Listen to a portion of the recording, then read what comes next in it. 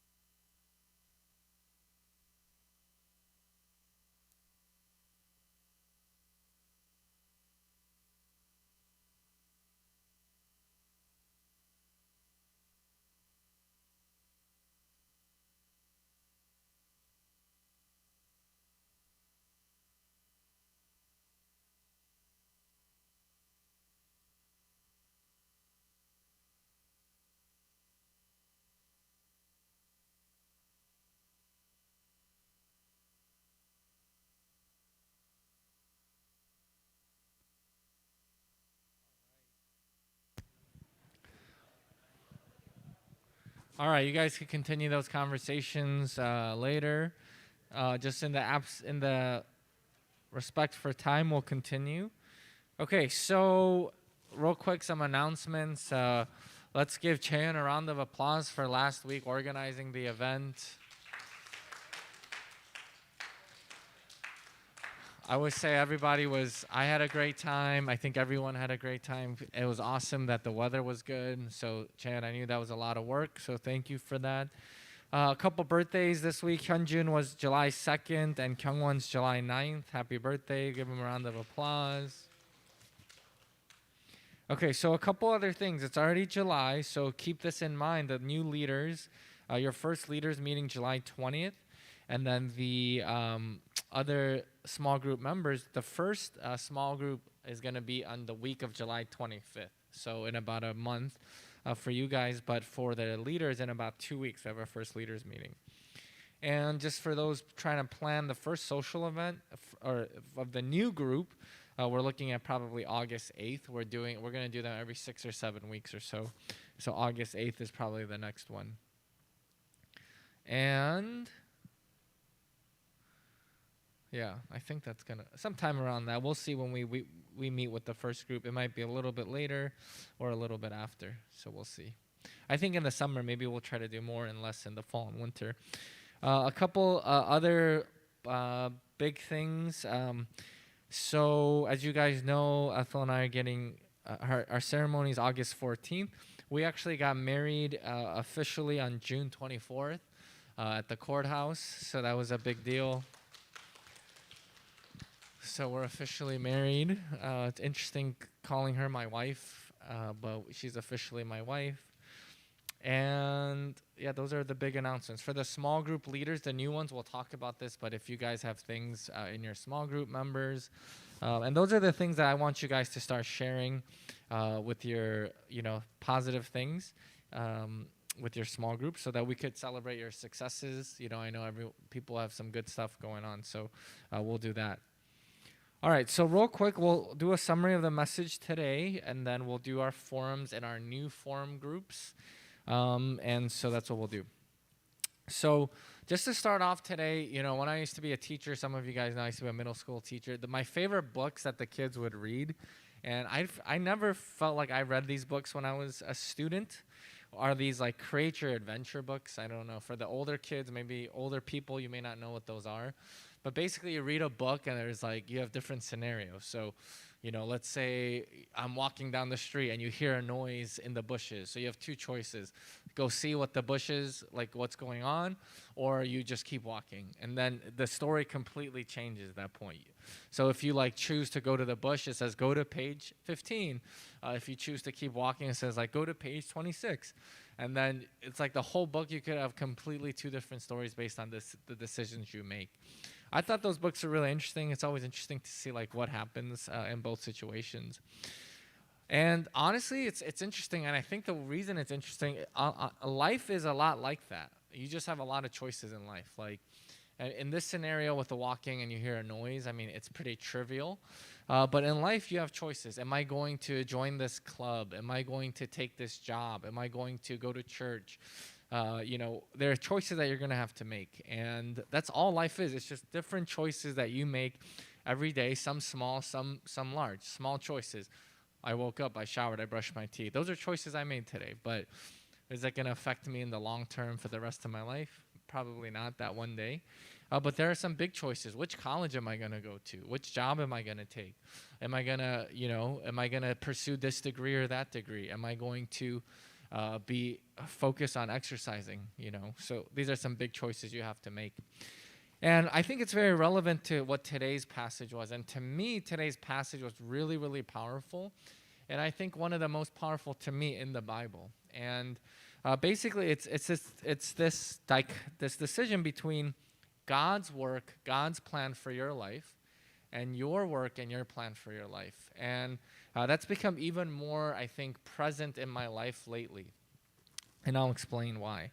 But to begin with, I think it's very, very interesting because, again, you guys have to determine what those choices are. But sometimes what you think is right may actually not be the right decision. And think about what happened today. I feel bad for Peter sometimes. I feel like he gets trashed so much. Like, the famous story of Peter is what? He says, I'm not going to let you die, Lord. I'm not going to deny you. And literally within like 20 minutes of Jesus being arrested, he denies Jesus 3 times, right? That's what we always think about. Or walking on the water. He had faith and then he didn't. And so he walked and then he stopped walking on water. So a lot of these things we think of like, man, Peter, lack of faith. But Peter was really probably, in my opinion, looking at the disciples, the most vocal and like really the disciple that really tried to live and really understood who Jesus was. And in this situation, I feel bad for Peter, right? Jesus says to the disciples, hey, I have to die. I have to die to fulfill my plan. And Peter says, absolutely not. I'm not going to let you die. You're our Savior. You are the Christ. You're our Messiah. I'm not going to let you die. And what does Jesus say? He says, no, that's not correct. I have to die. He says, get behind me, Satan. He literally tells Peter that is not the correct decision, And sometimes that's like that in life. It's like you think the decision you're making is correct and you have good intentions, but look at this situation. Sometimes that's not within God's plan.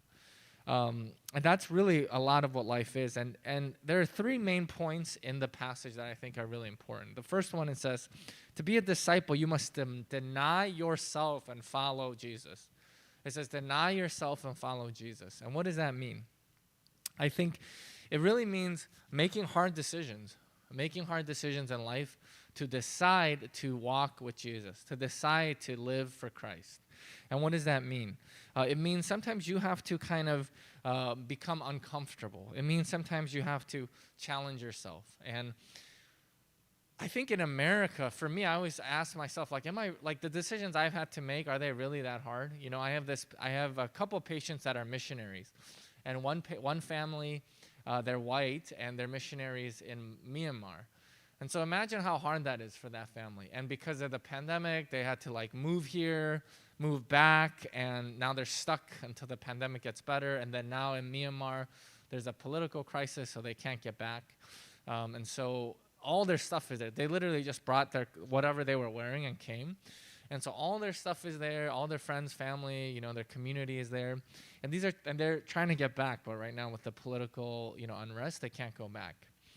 So look at the sacrifice that they made, right? Especially the kids. I feel like it's so difficult because when you're a kid, it's different. When you're an adult, you make those decisions. But when you're a kid, you kind of have to follow what your parents are doing. And so that's an incredible sacrifice, right? I have another family, a Korean family, actually. They are missionaries in China.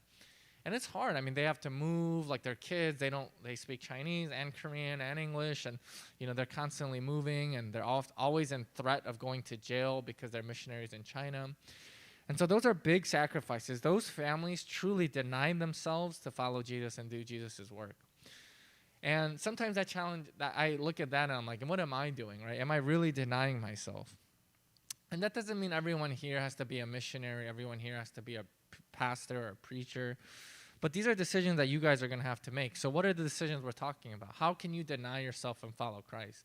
And what does it mean to deny yourself and follow Christ?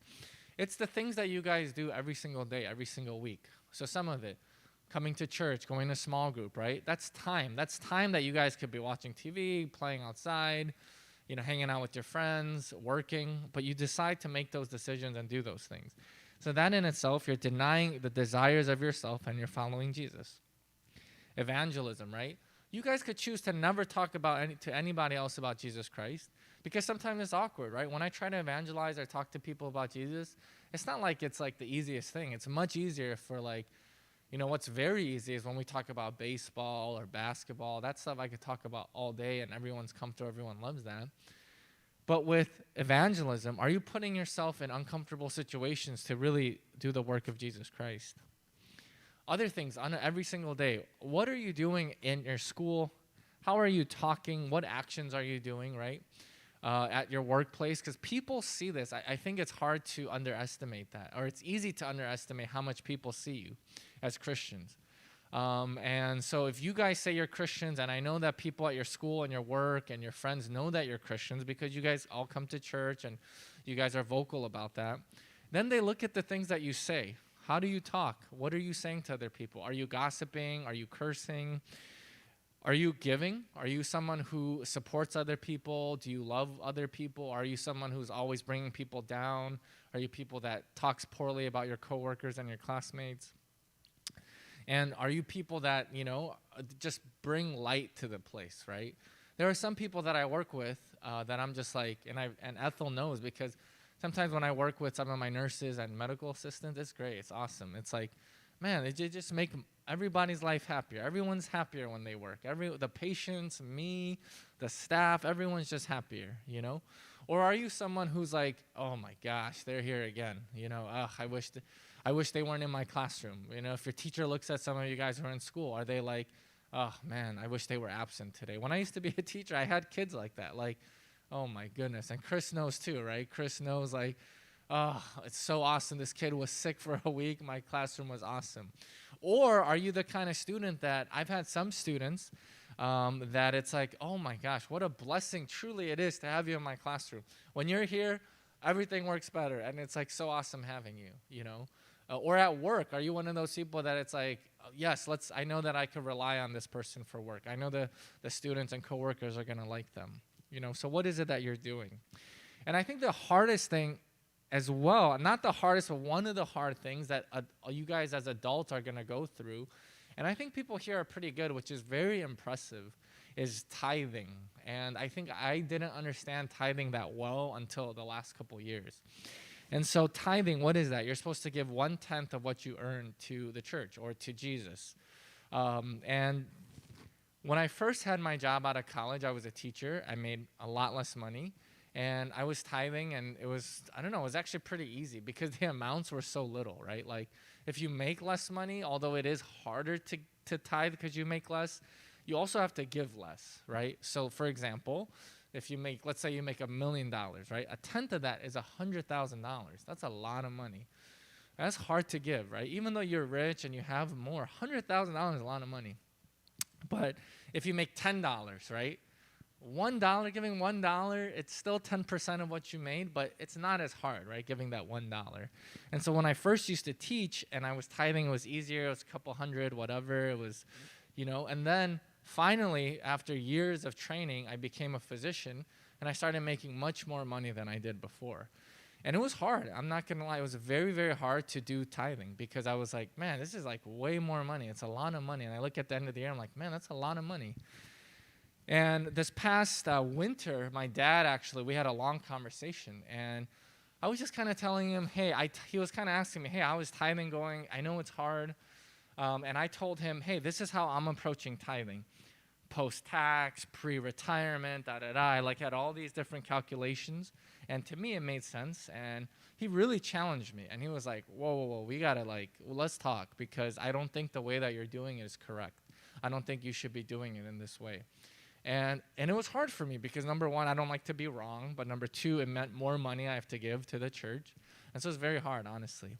But, I think after praying and really listening and talking to him, I think it was a decision that was right, honestly. And I feel so much better about it now, although it's not easy.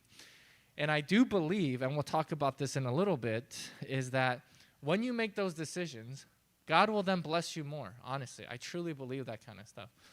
And I'm not someone who like really thinks, I don't know, like miracles and stuff.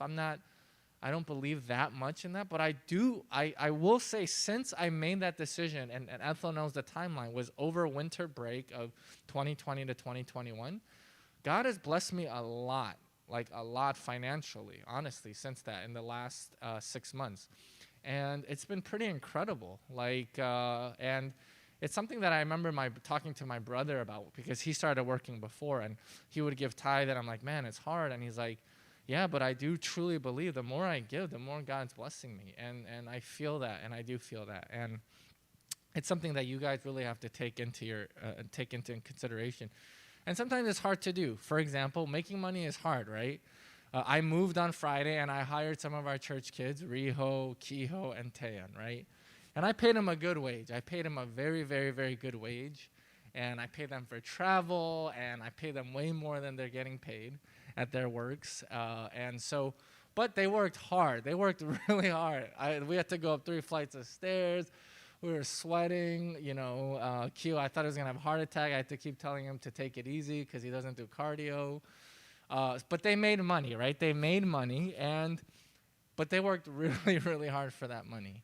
And so this is the stuff that becomes hard to do, right? Are they going to tithe? I'm not calling you guys out, but are they going to tithe on that money? Are they going to give to Jesus and to the church what Jesus asks and what Jesus deserves and what the church deserves? So these are decisions that are not easy. And this is what I think when we say, do you deny yourself and follow Christ? Do you deny yourself and do what you're supposed to do?